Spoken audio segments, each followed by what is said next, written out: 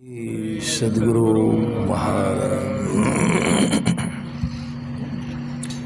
सदा रहूं संतोष में, धर्म में आप दृढ़ धारे।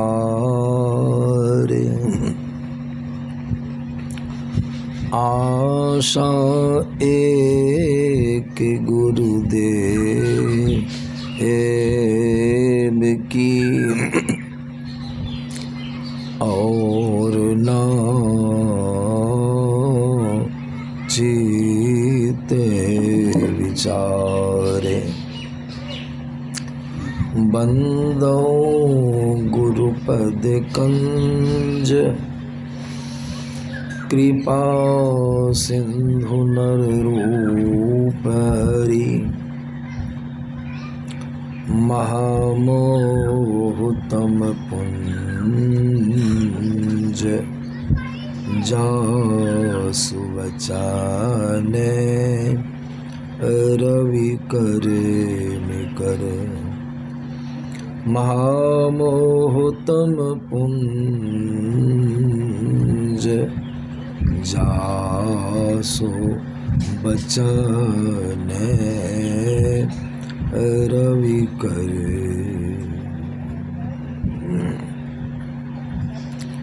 उपस्थित धर्म प्रेमी सज्जन वृंद तथा माताओं एवं बहनों,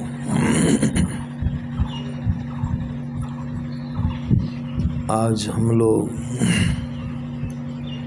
परमाराध्य सद्गुरु महाराज की पावन जयंती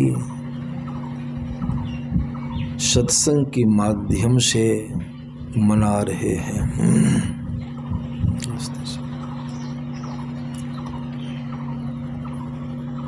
संतों के वचन में आया है कि संत उदय संतत सुखकारी, विश्व सुखद जिमि इंदु तमारी। संत उदय, संतों का उदय, उदय से मतलब जन्म लेना। इस पृथ्वी पर संतों का प्रादुर्भाव होना, इस पृथ्वी पर संतों का आना,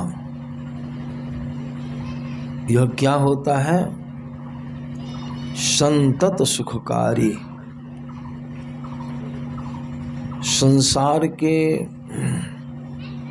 लिए सुखकारी होता है। संत का आगमन होता है तो संसार का कल्याण का रास्ता प्रशस्त हो जाता है, जीव के कल्याण का रास्ता खुल जाता है। इसलिए कहा गया संत उदय संतत सुखकारी। किस तरह से? तो कहते हैं विश्व सुखद जिमि इंदु तुम्हारी। सूर्य और चंद्र का उदय होना संसार के लिए कैसा मालूम पड़ता है? कोई आदमी ऐसा कह सकते हैं कि सूर्य के उदय से दिक्कत है, हानि है? कोई कहिएगा? कोई आदमी कह सकते हैं? लाउड स्पीकर की आवाज अभी जब हम वंदना कर रहे, कोई आदमी, कोई प्राणी, मनुष्य को तो छोड़ दीजिए, ऐसा कोई प्राणी है जिसको सूर्य का उदय बुरा लगता होगा? नहीं, सबको सुखद है। लेकिन उल्लू को सूर्योदय उल्लू को पसंद है? नहीं। उल्लू कभी चाहता है कि सूर्य का उदय हो? कभी नहीं चाहता। उसको कठिनाई है, दिक्कत है। लेकिन सब प्राणियों को सुखद है। चंद्र उदय, चंद्रमा का उदय होने से संसार को शीतलता की प्राप्ति होती है, प्रकाश की प्राप्ति होती है।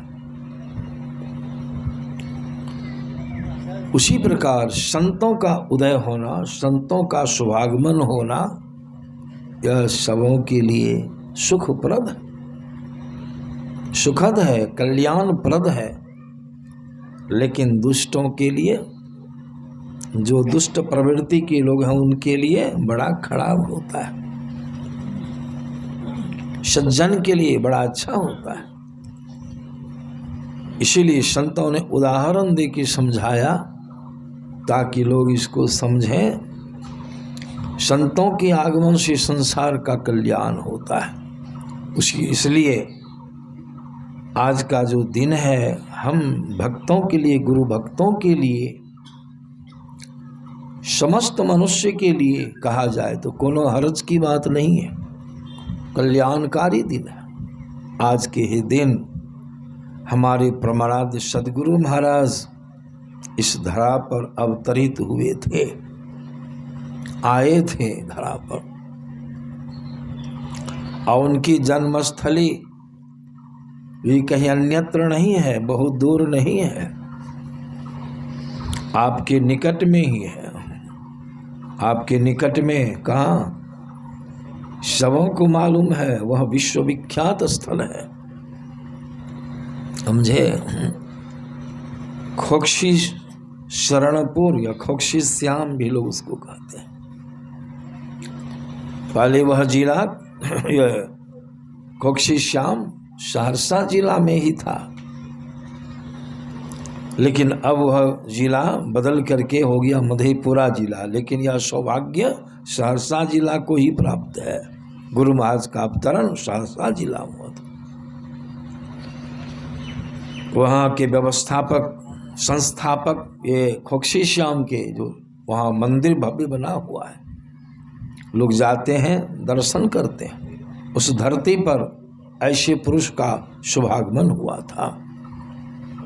वह धरती साधारण नहीं है। वहाँ से जो वहाँ के व्यवस्थापक थे, पूज्य संत शिशुसूर जी महाराज, गुरु महाराज के स्थल को उजागर किए हैं,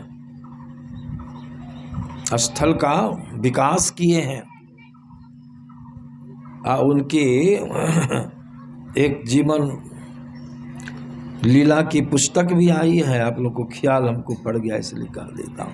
वहाँ से हमारे भक्त लोग ग्रंथ भेज दिए, वो भी आप लोग लीजिएगा जरूर, तो जानिएगा गुरु महाराज की जन्मस्थली के विषय में आया है, भेज दिए। यहाँ कुछ पुस्तकें हैं, जिनको श्रद्धा होगी अवश्य ग्रंथ हो लीजिएगा।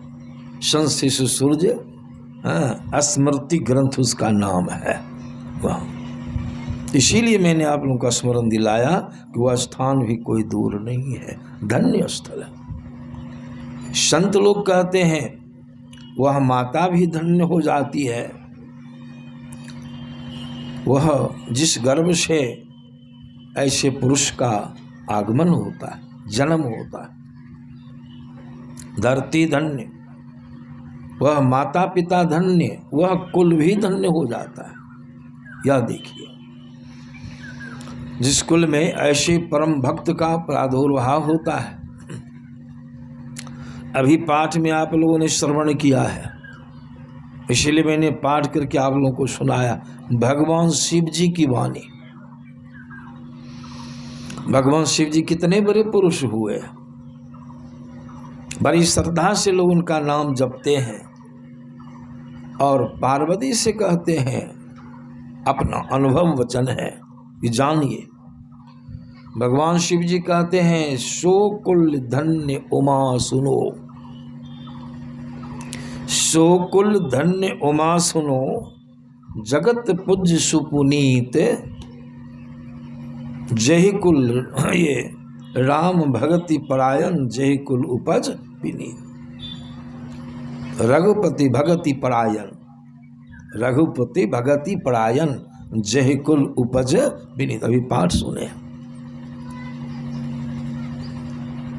तो वह कुल भी पूज्य हो जाता है, साधारण बात नहीं है। हमारे गुरु महाराज जन्म तो यहाँ हुआ, जन्मस्थली तो यहाँ है खोक्षी श्याम, लेकिन उनका पैतृक घर धड़हड़ा। तो अब की बार वहाँ हम गए थे, फिर जिला वार्षिक पूर्णिया जिला का था, वहाँ गए थे। आप लोग भी गए होंगे, अखिल भारतीय भी हुआ था। गुरु महाराज का साधना स्थली और कर्म स्थली भी कहिए, वही है। हमारे गुरु महाराज ने बड़ी कड़ी साधना किया। उनके संबंध में अगर जानिएगा तो आश्चर्य लगेगा। जब गुरु महाराज पूर्णिया जिला स्कूल में परीक्षा दे रहे थे, तो परीक्षा में उनको आया था लिखने के लिए सृष्टिकर्ता ईश्वर परमात्मा के संबंध में। अंग्रेजी की कविता थी और उसकी व्याख्या अंग्रेजी में ही करनी थी। जगत प्रसव करता गुरु महाराज ईश्वर के संबंध में उनकी महिमा लिखते लिखते उनका मन नहीं भरा, तो गुरु महाराज अंत में क्या लिख देते हैं? देह धरे कर यह फल भाई, अब भजिए राम सब काम बिहाय। निकल गए, परीक्षा हॉल से निकल गए, और निकले सो फिर लौटे नहीं, निकले ही रह गए। अंत में उन्होंने उस जगत प्रसव करता राम को जब प्राप्त कर लिए, तब ही दम मारे।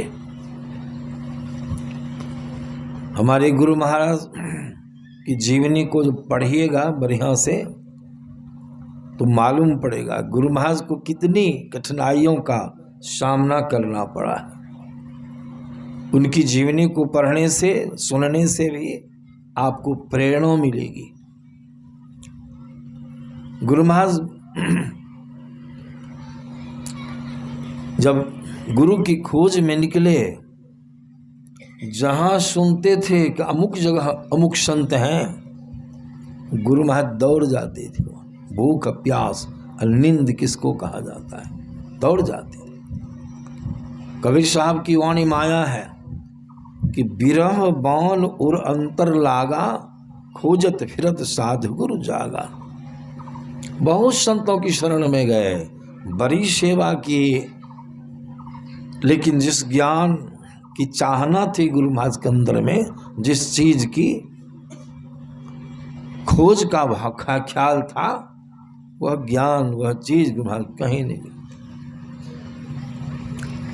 अंत में गुरु महाराज एक दरियापंथी साधु की शरण में गए। दरियापंथी के साधु थे, वहां गए, उनसे मानस जप और मानस ध्यान की साधना विधि जाने।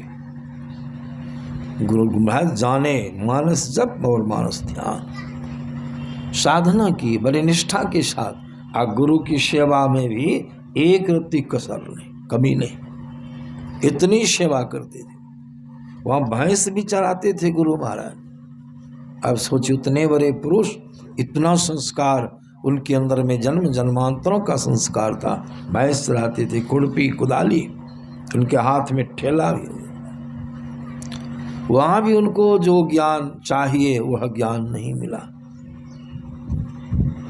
तब अंत में संत मत के बड़े उच्च कोटि के साधक थे धीरजलाल गुप्त जी महाराज, जो एक बनिक थे, बिजनेसमैन थे। गल्ले का कारोबार उनका चलता था। संयोग से गुरु महाराज को उनसे भेंट हो जाती है। उनको मालूम था, गुरु महाराज को इनको मालूम था कि संत मत की अनुयायी हैं। उनसे जो कुछ संतवाणी की चर्चा हुई, उन्होंने जो गुरु महाराज को कुछ संतवाणी सुनाया, उनकी वाणी को सुन के गुरु महाराज बड़े संतुष्ट हो गए। लगा कि कोई चीज हमको मिल गई। देखिए, एक बिजनेसमैन थे, साधना का बल था, साधन करते थे, और संत मत का सही ज्ञान उनके पास था। हालांकि उनके ही गुरु भाई थे रामदास जी महाराज, ख्याल रखिएगा। धीरजलाल गुप्त जी से मुलाकात होने के पहले गुरु महाराज को रामदास जी से मुलाकात हुई। रामदास अच्छे सत्संगी थे, लेकिन गुरु महाराज जिन गुरु की सेवा करते थे, गुरु महाराज से एक दिन भेंट होने पर उन्होंने उस गुरु की थोड़ी निंदा कर दिया। गुरु महाराज क्रुद्ध हो गए, विवाद हो गया उनसे, रामदास जी से। कहा खबरदार, गुरु की निंदा हम सुन नहीं सकते। रामदास जी इस ख्याल से इनको कहे कि आप जहां रह करके इतनी सेवा करते हैं, गुरु की बड़ी सेवा करते हैं, लेकिन सही ज्ञान आपको वो जानते थे वहां आपको नहीं मिलेगा। जोग गुरु की शरण में जाइए, उनका संकेत था कहने का। एक गुरु महाराज में गुरु भक्ति के प्रति इतनी निष्ठा थी, इतनी श्रद्धा थी, जहाँ सही ज्ञान नहीं भी मिला, जो भी कुछ ज्ञान मिला उस गुरु से, गुरु महाराज उस गुरु का बड़ा महत्व दिया। इसलिए उनसे गुरु महाराज को वाक युद्ध हो गया, विवाद हो गया, उनसे विवाद हो गया।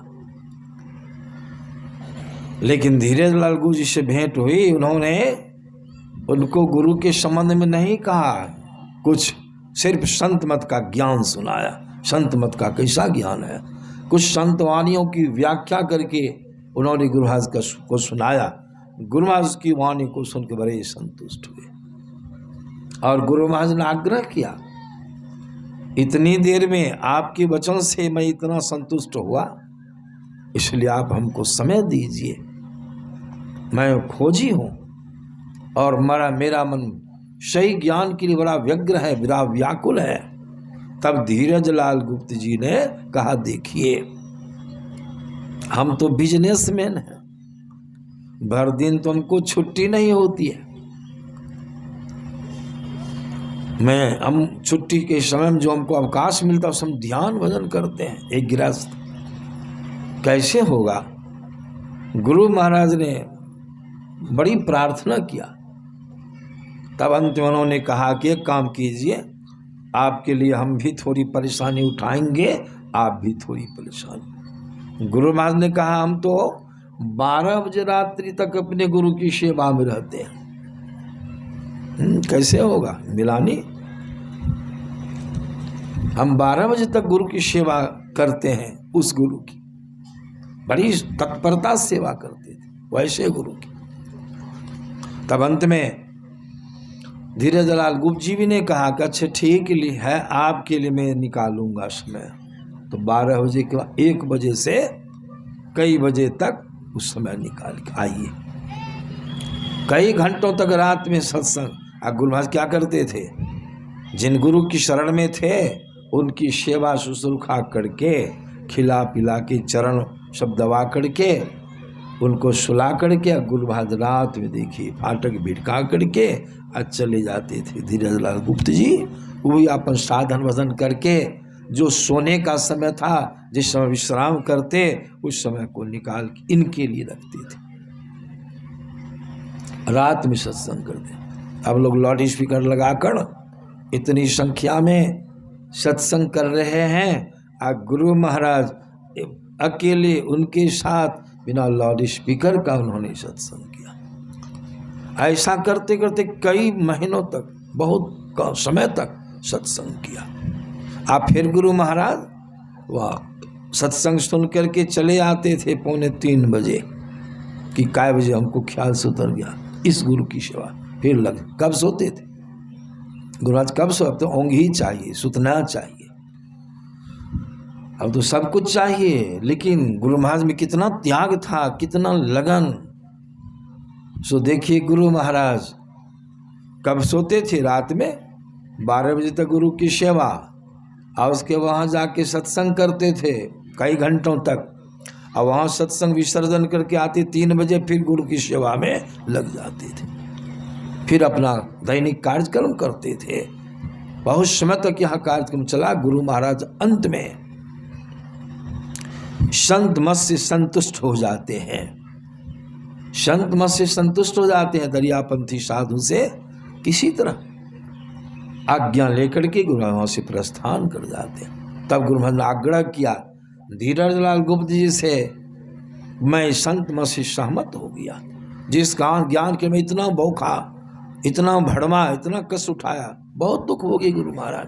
गुरु की खोज, सच्चे गुरु की खोज में एक बार तो ऐसा हो गया, गुरु महाराज को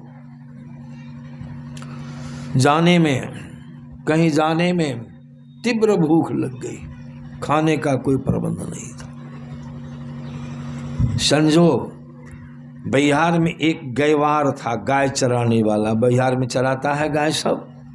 गुरु महाराज को देखा ना वैरागी वेश में, वो गयवार सबने कहा करे देखो युवक है, घर छोड़ के भागा, नया बांध लगा है इसको, इसको नया बांध लग गया है, देखो जंगल जंगल कैसे बिहार जा रहा है। महात्मा समझ के, साधु वेश में बैरागी समझ करके उस गयवार ने गुरु महाराज के चरण को छू के प्रणाम किया। एक आना पैसा चरण पर चढ़ा दिया। देखिए एक आना पैसा, गुरु महाराज एक आना पैसा लेकर के जब बाजार आए, बाजार हो गए तो एक हलवाई जी की दुकान या कोई दुकान में एक आना की मुढ़ी, एक फफड़ा मुढ़ी, एक फफड़ा, गुरु महाराज बैठ के उस मुढ़ी को खा के फिर चलते बने। कितना त्याग है, सोचने का विषय। भूखे प्यासे, एक बार तो ऐसा उसी क्रम में भूख से जब व्याकुल हो गए गुरु महाराज, एक सज्जन के घर में डेढ़िया पर, अंदर में डेढ़िया में गली होके उसके डेढ़िया पर खड़े होके भिक्षाटन, भीख मांगे, भिक्षाटन के लिए गए। आज संजोग से उस माई का बेटा मर गया था, उसको जलाने के लोग गए थे श्मशान घाट। उस तो अपने व्यथित थी, बड़ा दुख में। गुरु महाराज भीख मांगते हैं, उनके आंस कुछ मांगने के लिए गए तो गुरु महाराज को बहुत कटु शब्द कह दिया। कटु शब्द, तुमको भीख सूझता है, मेरे मरे हुए पुत्र को तुम ला दोगे? ठोकर रही गुरु महाराज हंस पा गए, भूखी प्यास। यह सब कष्ट सहना पड़ा। अभी तो इतनी सुविधाओं पर भी, सुविधा प्राप्त होने पर भी भक्ति नहीं हो पाती है।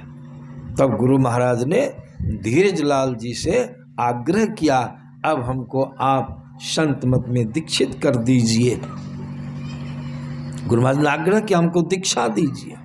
संतुष्टि मिल गई उनको। धीरजलाल गुप्त जी ने कहा कि देखिए अभी हमको गुरु आज्ञा नहीं है दीक्षा देनी। तब कैसे होगा? तो धीरजलाल गुप्त जी महाराज ने उनको कहा कि देखिए अभी राजेंद्र बाबू हैं, वकील साहब, उनको दीक्षा देने का अधिकार बाबा साहब दिए हैं, अच्छे साधक हैं। मैं आपको पत्र लिख के देता हूं, आप जाइए वहां उनके यहाँ, उनसे दीक्षा ले लीजिए। कहा हमको चिन्हेंगे? का एक काम कीजिए, हमारे गुरु भाई हैं वहां, उनका नाम है रामदास, देखिए पत्र लिख के देता हूं, उनके पास जाइएगा, उनसे मिलावेंगे, दीक्षा ले। गुरु महाराज चौंक पड़े, जैसे नाम का रामदास, गुरु महाराज उनसे विवाद हुआ था पहले, यही गुरु के विषय लेकर। गुरु महाराज ने कहा आप जिनका नाम ले रहे हैं उनसे तो हमको विवाद हो गया था, बहुत भयंकर विवाद, वो हमको दीक्षा दिलावेंगे? धीरजलाल गुप्त जी महाराज ने कहा कि देखिए उसमें आप संत मत से सहमत नहीं थे, इसलिए न विवाद हो गया। अब वो जब जानेंगे कि आप संत मत से सहमत हो गए हैं तो आप पर कितने खुश हो गए। जाइए आप, घबराइए। तब देखिए गुरु महाराज उनसे मिले, वो बहुत खुश हो गए, बहुत खुश, वही चाहते थे वो रामदास जी महाराज। तब राजेंद्र बाबू से गुरु महाराज ने दृष्टियोग की क्रिया, कहा कि जब मानस ध्यान पहले से करते थे, उन्होंने दृष्टियोग करने की क्रिया बतला दिया। संत मत में सहमत हो गए, दीक्षित हो गए गुरु महाराज। और उनको गए प्रणाम करने की, लोग गृहस्थ थे, वकील साहब थे, गारस जीवन था उनको, बाल बच्चेदार थे, गुरु महाराज एक सन्यासी, साधु, बैरागी, गिरि त्यागी, ब्रह्मचारी जो प्रणाम करने के लिए गए, उनको देखिए गुरु महाराज कितनी उदार, कितनी विनम्रता, कितनी शिष्टता, शिष्टाचार कितना है। देखिए भक्त का आभूषण है। और जब गए प्रणाम करने के लिए उनको, तो धीरजलाल गुप्त जी महाराज ने उनका हाथ पकड़ लिया। नहीं, आप हमको प्रणाम, आप साधु वेश में, आपका जीवन हमसे श्रेष्ठ है। मैं एक गारस जीवन में बाल बच्चेदार हूं, आपके अंदर बेशी संस्कार है। गुरु महाराज ने कहा अभी तो आप ही मेरे लिए गुरु हैं, ज्ञान तो आपने ही दिया है ना, अभी तो बाबा साहब के दर्शन भी नहीं हुए हैं, मेरे लिए गुरु आप ही हैं। कुत्ता भी अगर ज्ञान दे वो कुत्ता भी गुरु। फिर भी तो अंत में बाबा देवी साहब का दर्शन हुआ। बाबा देवी साहब ने शब्द साधना प्राप्त किया, जिस शब्द साधना के लिए हमारे गुरु महाराज बहुत भूखे, तब उन्होंने शब्द साधना लेकर संत मत में दीक्षित होकर के अपने पैतृक गिरी धराराम रहकर उन्होंने साधना आरंभ किया। वहाँ उनको बड़ी बड़ी कठिनाइयों का सामना करना पड़ा। आज का समय नहीं था, वह विकट समय था। सत्संग का उतना प्रचार प्रसार नहीं था। गुरु महाराज वहाँ साधन भजन करने लगे। पहले तो पिताजी के हम बदारी का मुनहर, भले बहुत के घर में बदारी होती, अन्न जो रखते हैं खाली बदारी में गुरु महाराज तो उसी में बैठ के साधना करते। अभी तो एसी, अभी साधन भजन करने को एसी मकान बना हुआ, अब फिर भी ध्यान नहीं बनता है। इधर एसी मकान है, बहुत जगह एसी में लोग साधु लोग भी रहते हैं। आप गुरु महाराज जो बदारी में ध्यान किए, धरारा में रहने के क्रम में इनका जब विकास होने लगा, साधना में बहुत आगे बढ़ने लगे, इनका नाम जस फैलने लगा, अन्य संप्रदाय के लोग बड़ी ईर्ष्या करने लगे। उस क्रम में गुरु महाराज को सुने होंगे कि कुछ लोगों ने एक महिला को सिखा पढ़ा करके गुरु महाराज पर आलांछना लगाने के लिए ऐसा किया कि तुम भूत खेलो, मंत्रिया सब आएगा, तुमसे पूछेगा कि कौन हो तुम, कहाँ रहते हो तुमसे महिला को सब भूत खेल किया हो।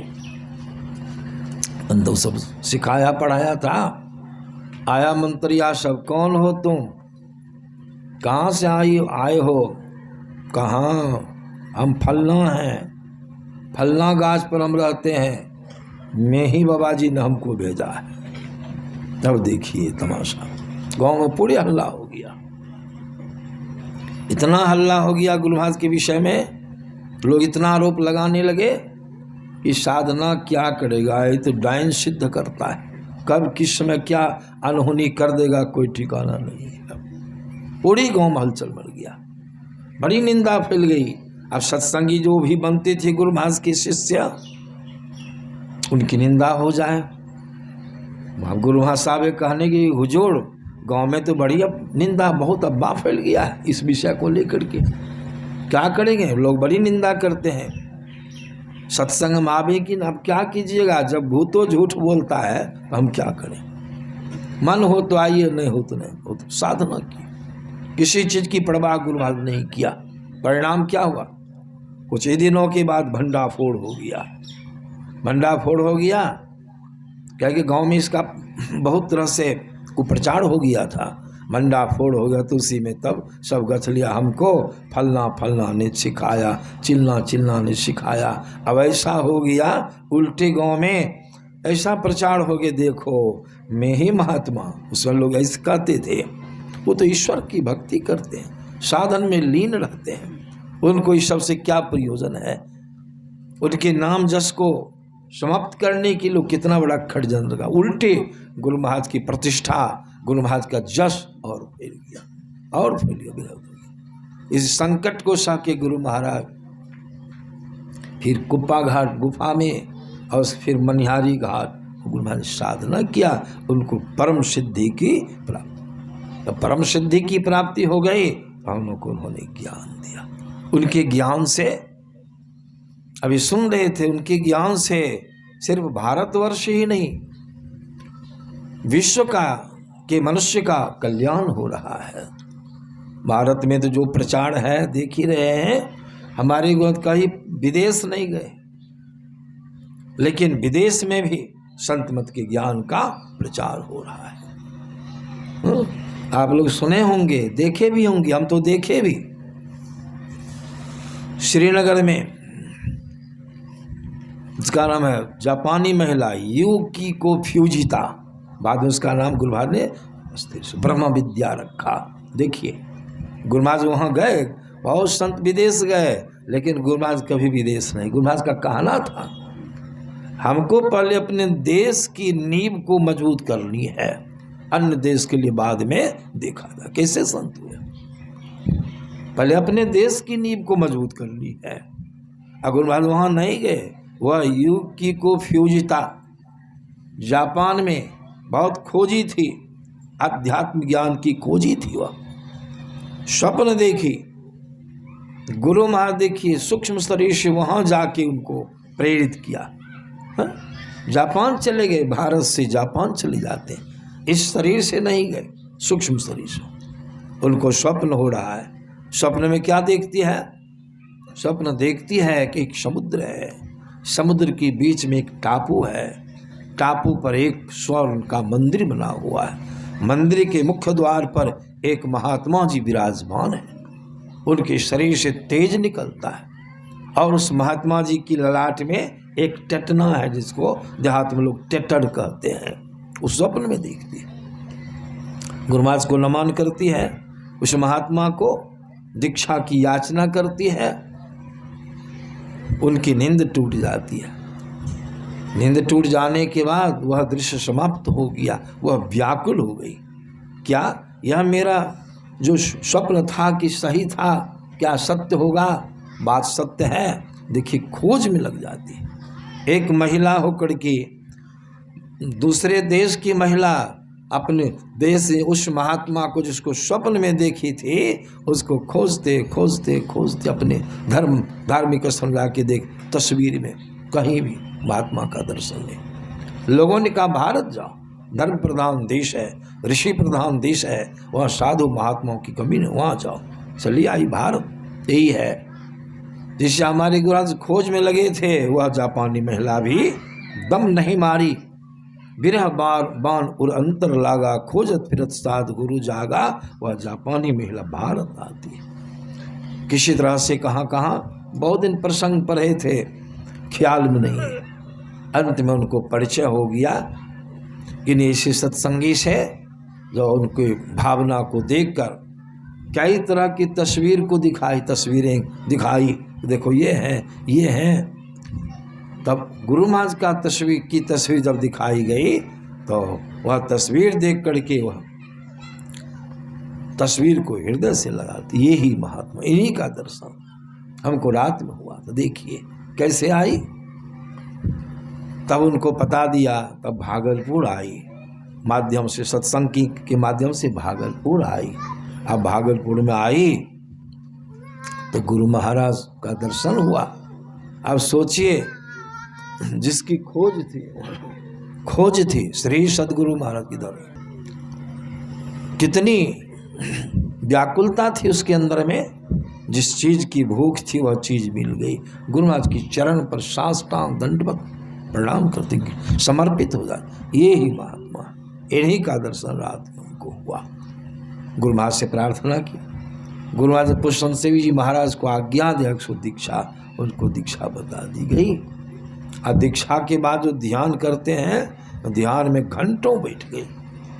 और ध्यान से जब उठती है, जब ध्यान टूटता है, अंदर में क्या सब अनुभूति हुई, क्या सब देखी, उसका चित्र, वहाँ की मिट्टी तो लाल है, एक ढेला लेकर के चित्र बना करके दिखाने लग गई।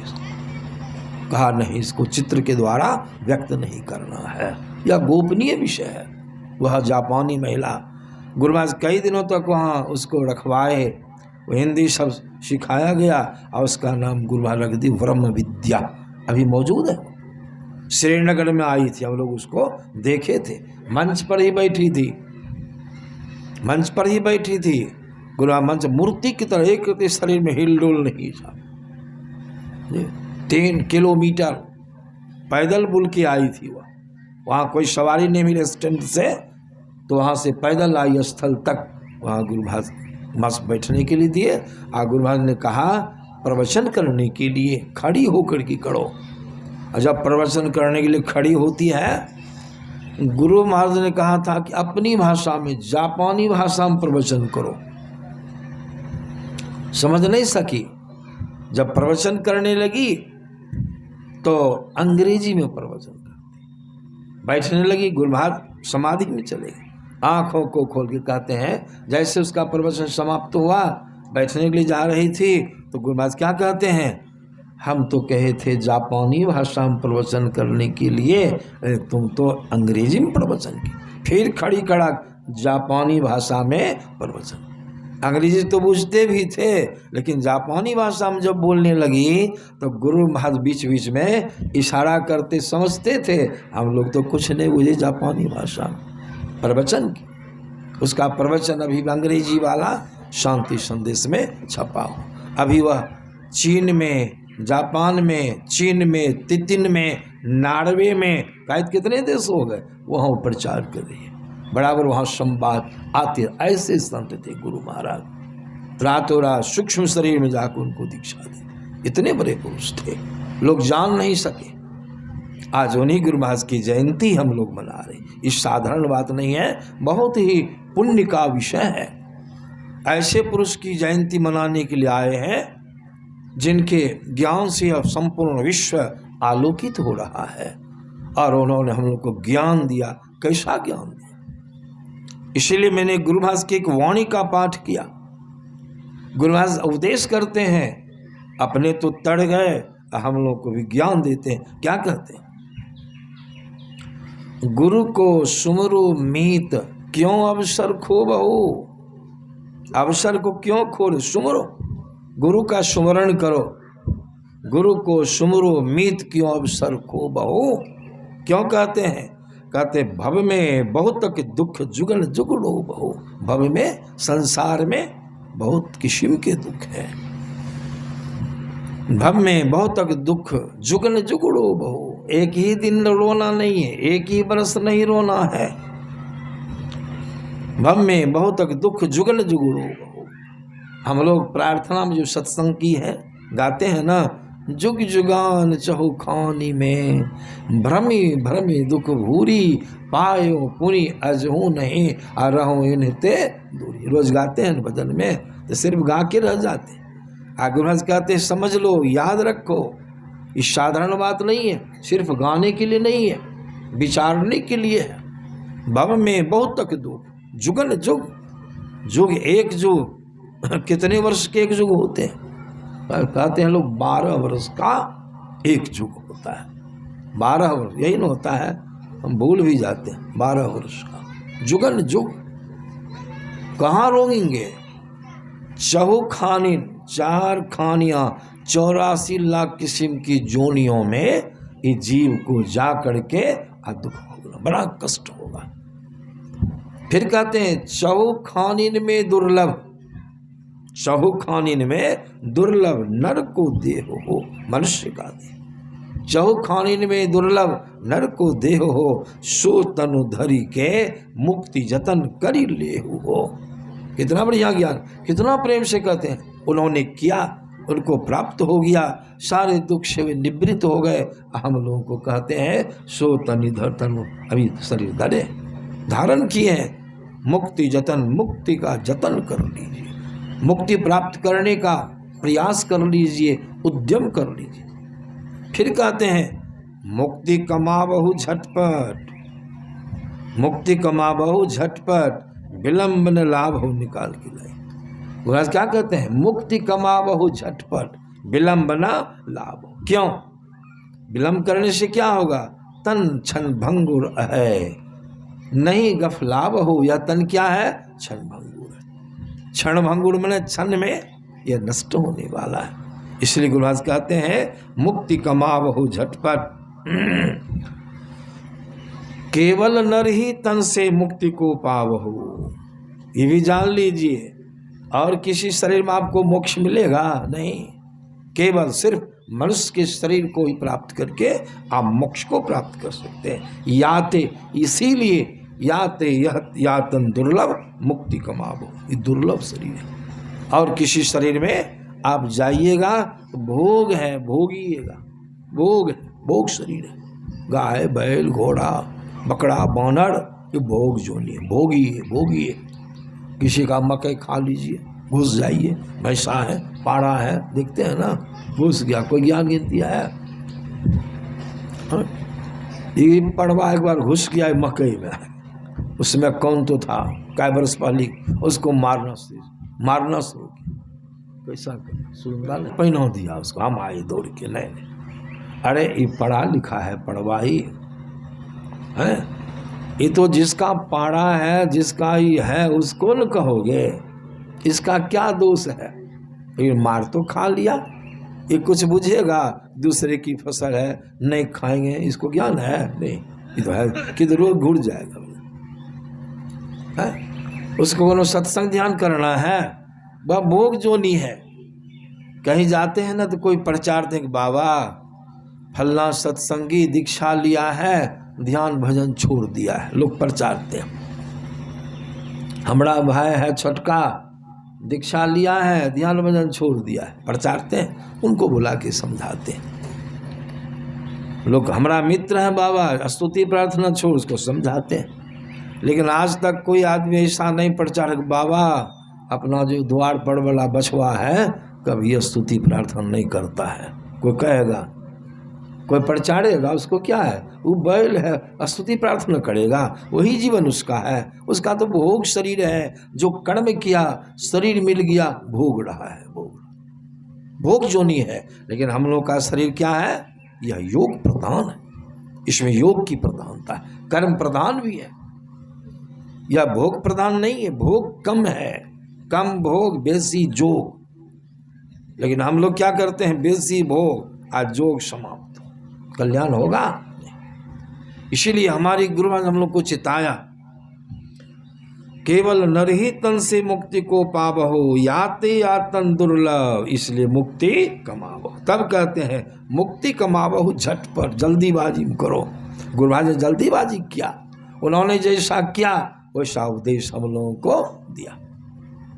मुक्ति कमावहु झटपट, विलंब न लाभो, तन क्षण भंगुर आई, नहीं गफलत में नहीं रहो। शरीर क्षण कब छूट जाएगा ठिकाना नहीं है। यहाँ सुने,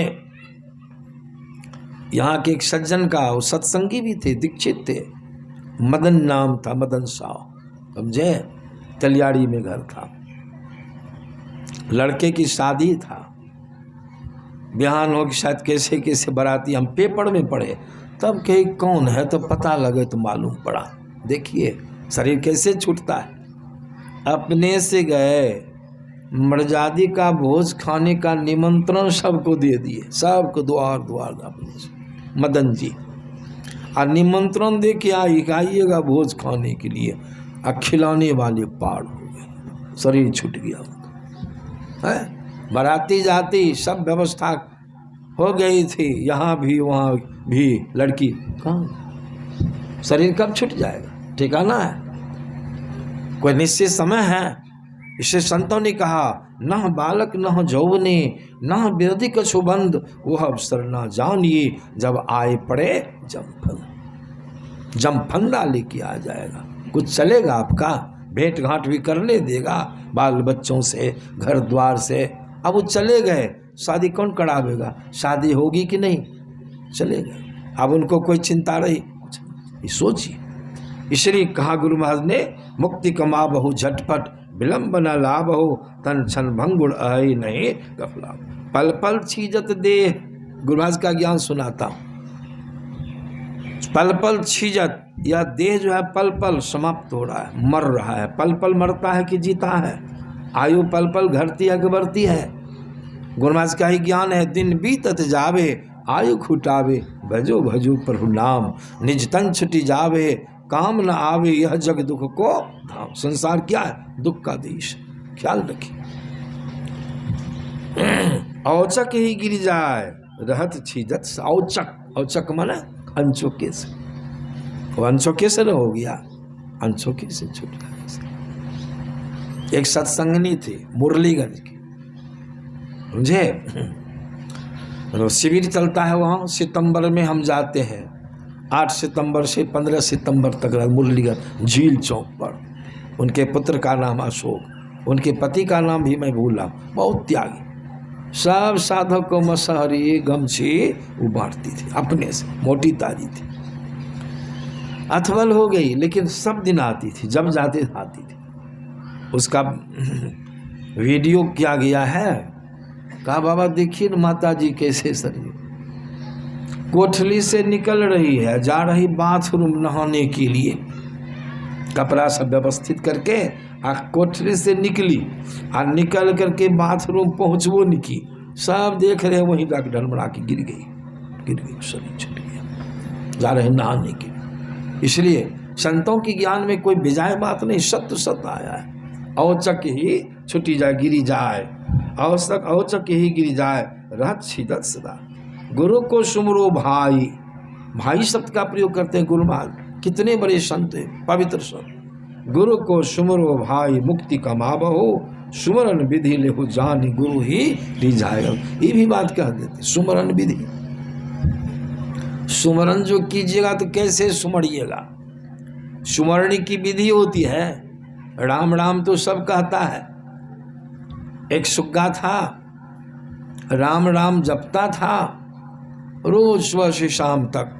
एक बाबा आए उसके दरवाजे पर, राम राम जपते देखकर बाबा ने कहा, सुग्गा सीधे सीधी राम राम जपने से तुमको लाभ होगा, ये पिंजरा में कब से हो?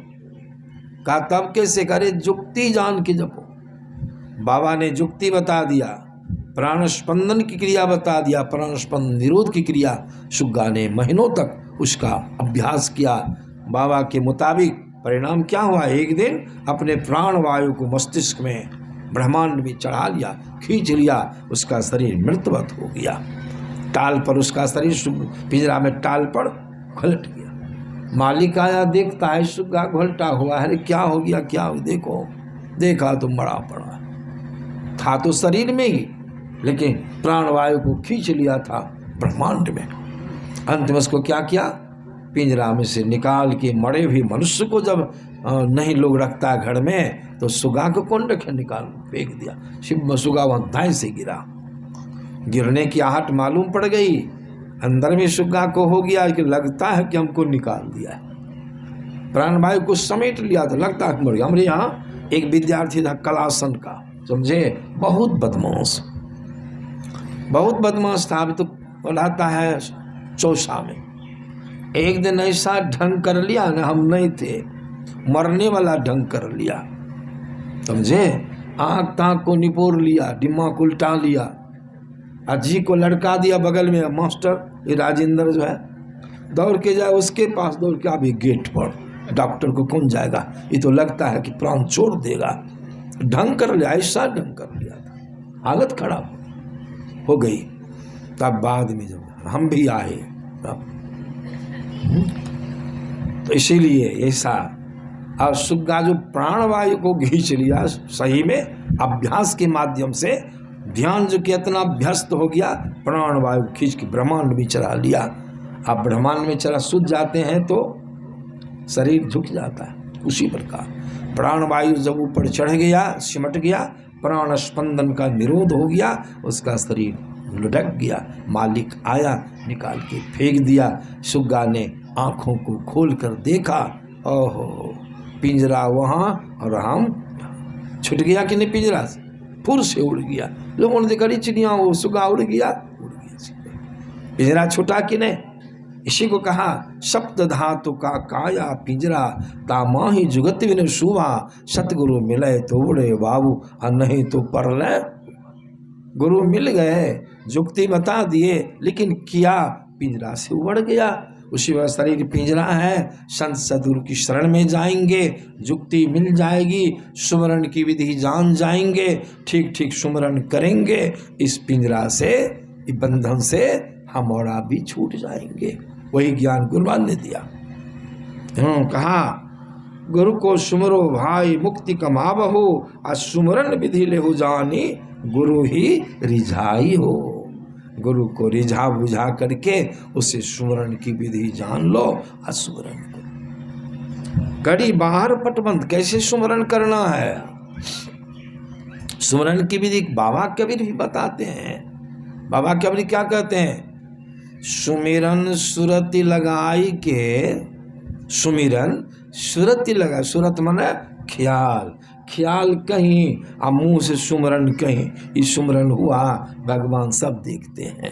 मन कहाँ, वैसे कहा मन चंगा तो कठौती में गंगा, मन तो चंगा है नहीं, सुमरण मुंह से करते हैं, सुरत कहाँ है। बाबा कबीर कहते हैं सुमिरन सुरत लगाई के, मुक्ते कछो न बोल, मुख से मत बोलो, मुंह बंद कर लो, आंखों को बंद कर लो, और सुमरन सुरत लगाई के, मुक्ते कछो न बोल, बाहर के पट दे के, अब भीतर का पट, बाहर का पट दे क्या मतलब, आंखों को बंद कर लो, अंदर में जो पर्दा है अंधकार का उसको खोलो। वो जब खुल जाएगा तब अंदर में रास्ता आपका कल्याण का 10वां द्वार खुल जाएगा। कितनी बड़ी अंदर में सारी बातें करनी है। इसीलिए कहा गुरु महाराज ने भी, करी बाहर पट बंद अंतर पट खोल हो, या विधि अंतर अंत में सुरत समोब हो।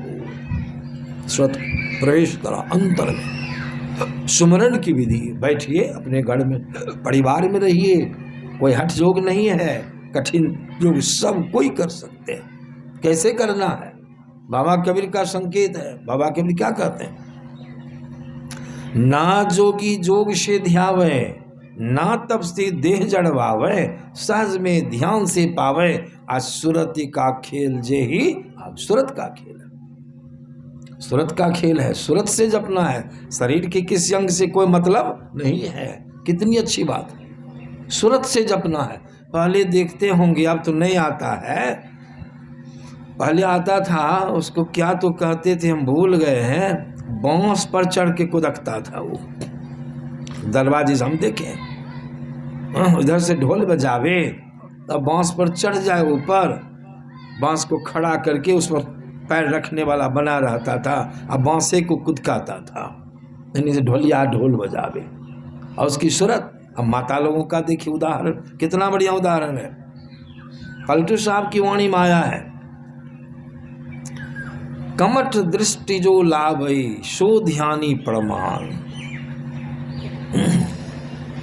पलटू कारज सब करे, ये पहले है। पलटू साहब की वाणी में आया है कि आप रहे जल माही, सूखे में अंडा देवे।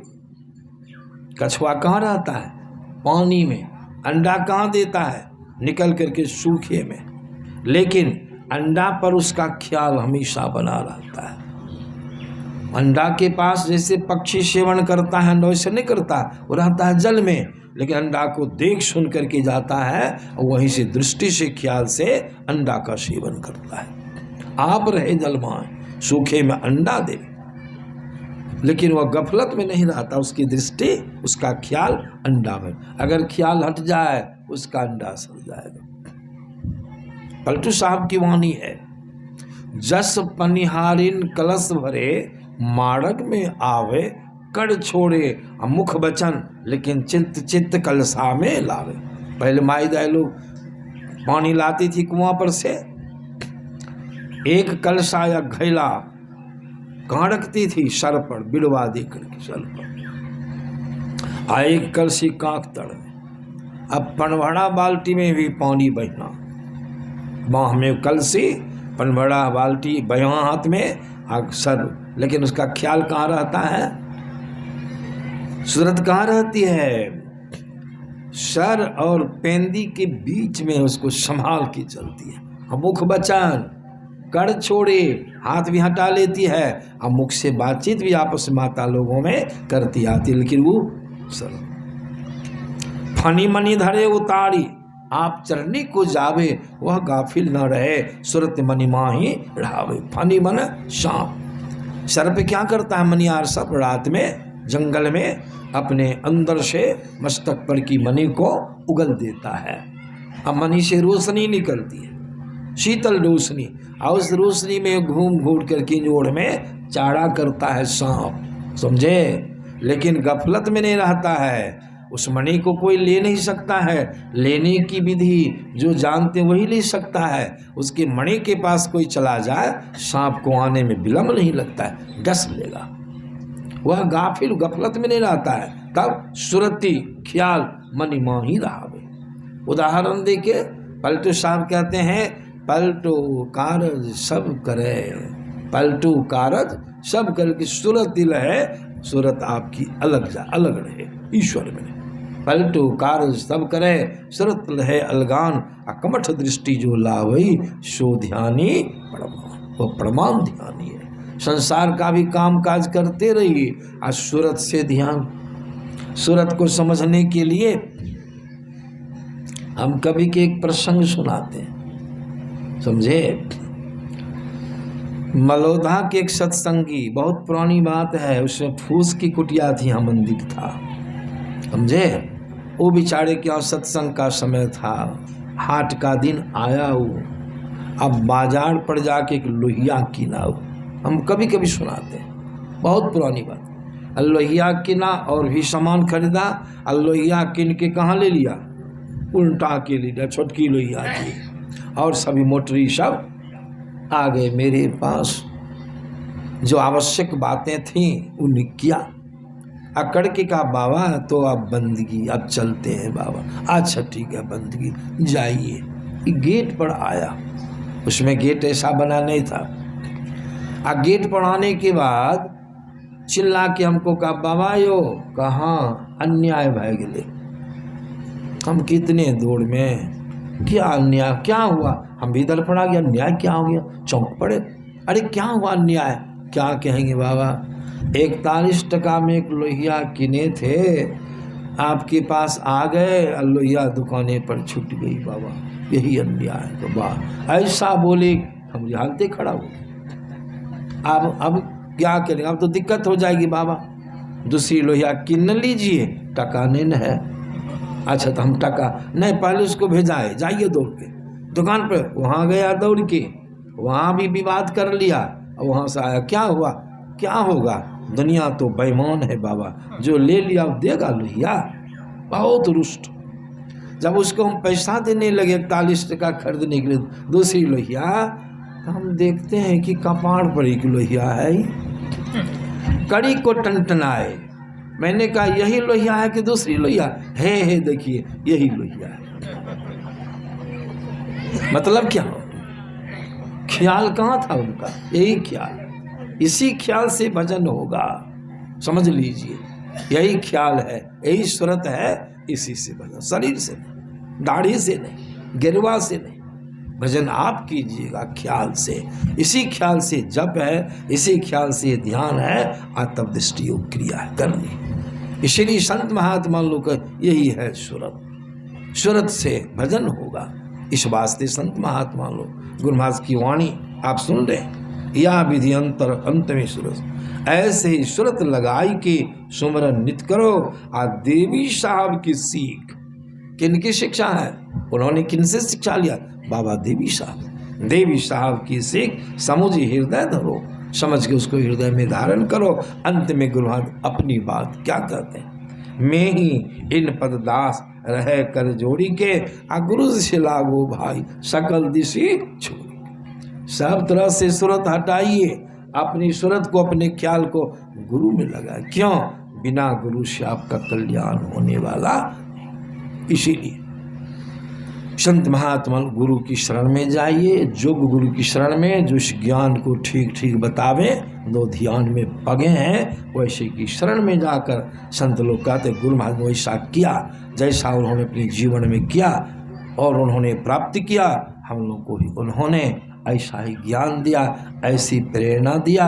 इस तरह से गुरु की शरण में जाके जुक्ति जानो, और जुक्ति जान करके प्रभु का भजन करो। संसार का भी सब काम काज, गुरु महाराज ने खेती किया, गृहस्थी सब छात्र लोगों को पढ़ाया। उस भी जीवनी सुनिएगा, आश्चर्य, इतनी खेती का काम की।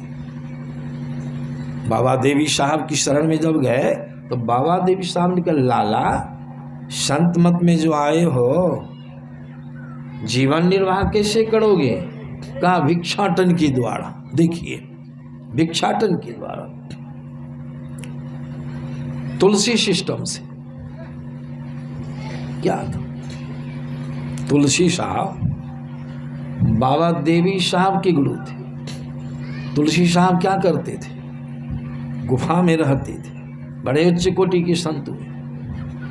वो जाते थे सबों के यहाँ से रोटी मांग के लाते थे, समझे, और रोटी खाते थे। जिस दिन जितनी रोटी आती थी उसमें से एक टुकड़ी रोटी तोड़ करके ताक पर रख देते थे, और 7 दिनों तक 7 टुकड़ियाँ हो जाती थी। और अंतिम दिन जो है रोटी नहीं मांगते थे, जहाँ मट्ठा का काम होता था, घी तैयारी का काम, वहाँ जाके घोर मट्ठा मांग के ले आते थे।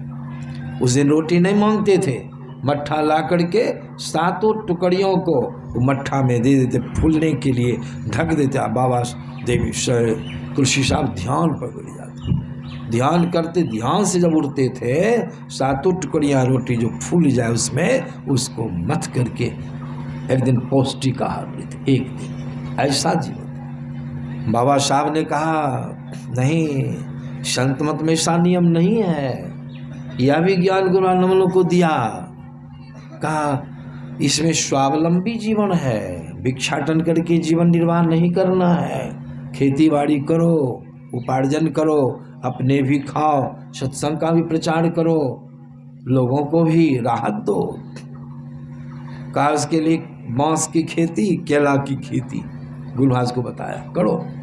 साले साल की फसल में पार नहीं लगेगा, रोज गेहूं कटनी, दौनी, गेहूं इस सब में पार नहीं। तुम केला की खेती करो, एक बार लगाओ और उससे उपार्जन होने लगेगा, कोई दिक्कत नहीं होगी। गुरुमहाराज क्या कहते, इनको तो लगन था भजन का। गुरुमहाराज कहते थे, हुजूर अगर खेती शरीर छूट जाएगा, खेती करते करते मर जाएंगे तो भजन कैसे होगा? ऐ कह दिए। बाबा साहब ने कहा, तुम हमको बुद्धि सिखाते हो। बाबा साहब ने कहा, तुम हमको बुद्धि सिखाते हो। कहा तो खेती करते करते मर जाऊंगा तो भजन कैसे होगा? बाबा साहब ने कहा, श्री सद्गुरु महाराज की जय। मैं कहता हूं, तुम कहते हो कि खेती बाड़ी करते करते शरीर छूट जाए तो भजन कैसे होगा? मैं कहता हूं 100 वर्ष जीवित रहोगे, क्या खाओगे बोलो? तब शांत होगी उनकी आज्ञा का पालन। 100 वर्ष जीने का उन्होंने आशीर्वाद दिया। अब 100 वर्ष का समय उनका निश्चित हो गया। देखिए, गुरु का आशीर्वाद हो गया। तब गुरु महाराज केला की खेती किए, बांस बाड़ी लगाए, विद्यार्थियों को पढ़ाए, बड़ी मेहनत की। गौछीडी आए थे गुरु महाराज 74 ईस्वी में, हमको पहला दर्शन वहीं हुआ, समझे। गुरु महाराज जब मंच पर पधारे, जो गए होंगे उनको ख्याल होगा, 74 ईस्वी की बात है। प्रातः काल के सत्संग बैठे, पांव लटका के बैठे, शरीर कपता था। गुरु महाराज क्या कहते हैं, देखिए मेरा शरीर कपता है, मन करता है शरीर को छोड़ दें, लेकिन करें क्या? गुरुदेव का आशीर्वाद है 100 वर्ष का। मन करता है शरीर को छोड़ दें, लेकिन गुरु महाराज की आज्ञा है, उनका आशीर्वाद 100 वर्ष का। उनमें इतनी शक्ति तो अपने शरीर को कभी छोड़ सकते। अंत में उन्होंने यह भी कहा, यह शरीर आप जड़े मड़े या भट्ठी में जाए, यह शरीर जड़े मड़े या भट्ठी में जाए, इससे जो काम हमको करना था वो काम हम कर लिए। यह गुरु महाराज का उद्घोष है। इसीलिए ऐसे पुरुष की जयंती समारोह में आए सब कोई, बहुत श्रद्धा के साथ आप लोग आए, इतनी संख्या में आए और सत्संग के माध्यम से उनकी जयंती को जुलूस भी निकाल करके गांव-गांव में उनके नाम का हम लोग प्रचार किए और सत्संग किए। यह सौभाग्य का विषय है। इस तरह से हम लोग गुरु के प्रति श्रद्धा बना के रखें। समय समय पर यह कार्य आता है, वर्ष में एक बार श्रद्धापूर्ण भाव से, इसको उत्साहित भाव से हम लोग इसी तरह से मनाते रहें। हम लोगों का कल्याण होगा, शुभ होगा। तो इन्हीं शब्दों के साथ अपनी वाणी में विराम देता हूँ और आप लोग बड़ी श्रद्धा के साथ इस कड़ाके की गर्मी में भी आप इतनी संख्या में उपस्थित होकर और सककर बैठ करके सत्संग वचनों को, गुरु महाराज के अनमोल ज्ञान को आप लोगों ने श्रवण किया है और गुरु के प्रति अपनी श्रद्धा जो आप लोगों ने समर्पित किया है, इसके लिए गुरु महाराज से प्रार्थना करता हूँ कि आप लोगों की श्रद्धा भक्ति गुरु के प्रति, सत्संग के प्रति, भक्ति के प्रति इसी तरह से बनी रहे, बढ़ती रहे। सबों का शुभ हो, कल्याण हो, मंगल कामना करते हुए अपनी वाणी में विराम देता हूँ। श्री सद्गुरु।